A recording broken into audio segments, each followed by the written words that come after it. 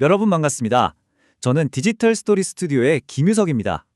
얼마 전 2월 6일에 청양군에 다녀왔는데요. 거기서 청양군 지역 활성화 재단의 노승복 센터장님으로부터 청양군 주민자치회가 걸어온 길에 대한 설명을 들었습니다. 그런데요, 그 설명을 듣는 동안 정말 몇 번이나 소름이 쫙 돋더라고요. 왜냐하면 제가 알고 있던 동학사상, 그리고 동학의 조직 구조와 너무나도 흡사했기 때문입니다. 네, 바로 이겁니다. 130년 전 그토록 타오르다가 무능한 조정과 외세에 의해 무참히 짓밟혔던 동학의 그 정신이 바로 지금 여기 청양에 살아 숨쉬고 있다는 것을 직감한 거죠. 자, 지금부터 제가 왜 그렇게 느꼈는지 그 생각을 여러분께 쉽고 재미있게 전달해 드릴게요. 아니 근데 이게 말이 되나요? 21세기의 최첨단 시대에 그것도 평범한 주민자치회에서 어떻게 19세기 혁명의 그림자가 보일 수 있었을까요? 그냥 평범한 마을 이야기인 줄 알았는데 왜 저는 거기서 130년 전 역사의 그 엄청난 전율을 느꼈을까요? 자, 지금부터 그 이유를 하나하나 파헤쳐 보겠습니다.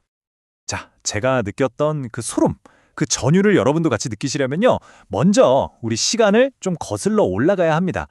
지금으로부터 딱 130년 전 우리 역사에 정말 놀라운 한 획을 그었던 바로 그 이야기 속으로 한번 들어가 보시죠. 그 이야기의 가장 중심에는요, 바로 집강소라는 게 있습니다. 이름이 좀 낯설게 들리실 수도 있겠네요. 하지만 이 집강소야말로 한국 민주주의 역사에서 정말 빼놓을 수 없는 아주 중요한 조직입니다. 대체 이 집강소가 뭐였길래 제가 이렇게까지 얘기하는지 그것부터 한번 살펴보겠습니다. 핵심은 바로 이거예요.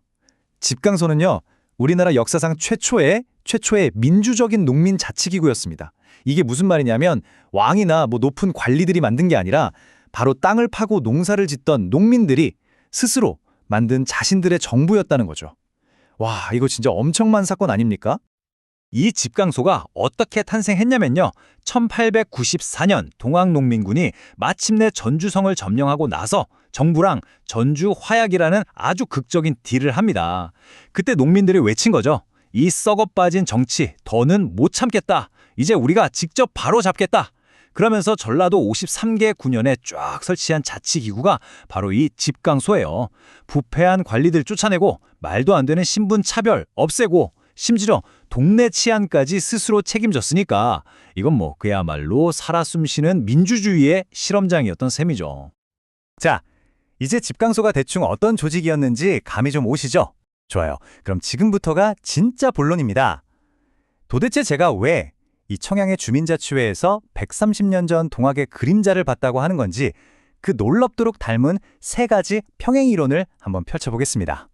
그 첫 번째 평행이론은 바로 아래로부터의 주권입니다.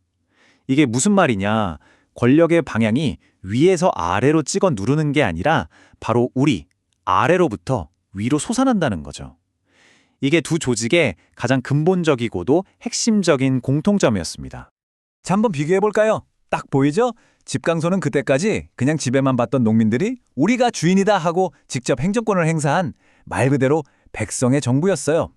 그리고 제가 청양에서 본 주민자치회는요, 관청에서 시켜서 마지못해 하는 게 아니라 주민들이 직접 우리 마을 문제를 스스로 결정하고 집행하는 그야말로 풀뿌리 민주주의 그 자체였습니다. 권력의 주인이 완전히 바뀐 거죠. 바로 이 정신, 우리 동네의 주인은 바로 우리다. 이 어찌 보면 당연하지만 정말 강력한 이 생각이요. 130년이라는 어마어마한 시간을 뛰어넘어서 두 조직의 심장을 똑같이 관통하고 있었습니다. 자, 그럼 두 번째 평행이론으로 넘어가 볼까요? 이번에는 거창한 이념 이런 얘기가 아닙니다. 아주 실용적인 태도에 관한 거예요.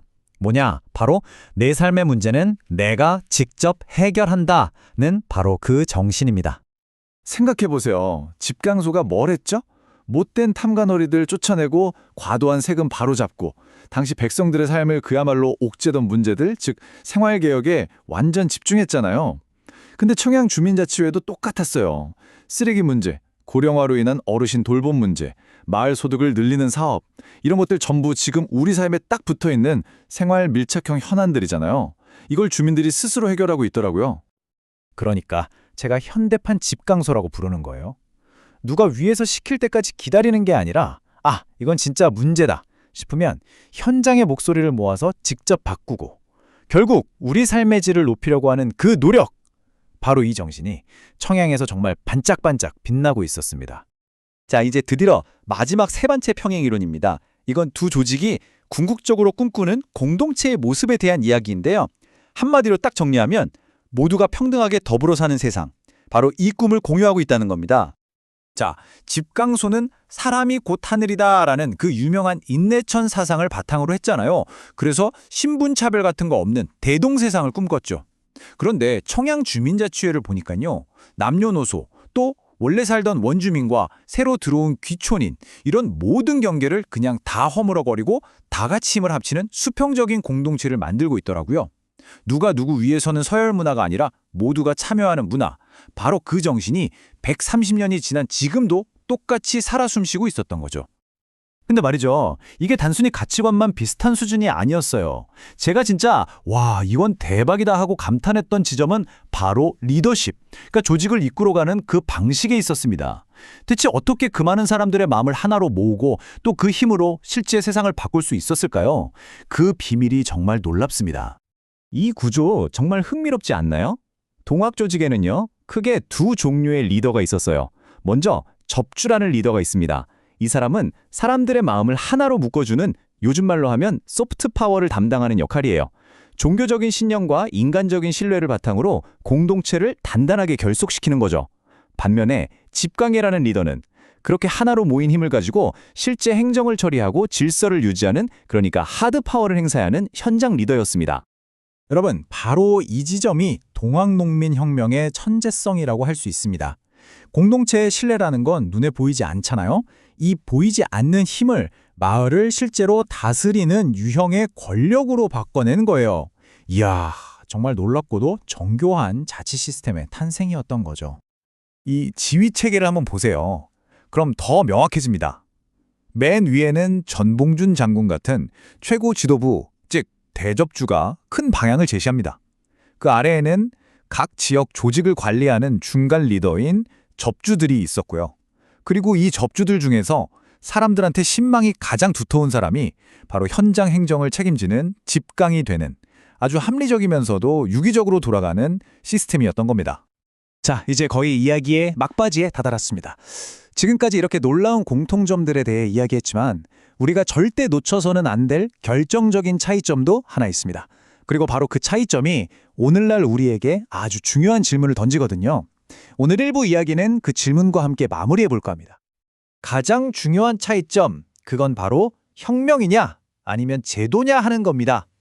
집강소는 아시다시피 혁명의 뜨거운 불길 속에서 태어난, 말하자면 비상기구였어요. 그래서 안타깝게도 혁명이 좌절되면서 함께 사라져버렸죠. 하지만 청량의 주민자치회는 다릅니다. 법과 시스템에 기반해서 흔들리지 않고 꾸준히 나아갈 수 있는 지속 가능한 제도를 만들어가고 있다는 점, 바로 여기가 희망의 포인트입니다. 그래서 마지막으로 이 질문을 던지게 됩니다. 130년 전 우리 선조들이 정말 목숨을 걸고 꿈꿨던 그 혁명적인 자치의 이상, 과연 오늘날의 우리는 그것을 지속 가능한 제도로 뿌리내리게 할 수 있을까요? 이 묵직한 질문에 대한 답을 찾아가는 여정, 다음 2부에서 계속 이어가도록 하겠습니다.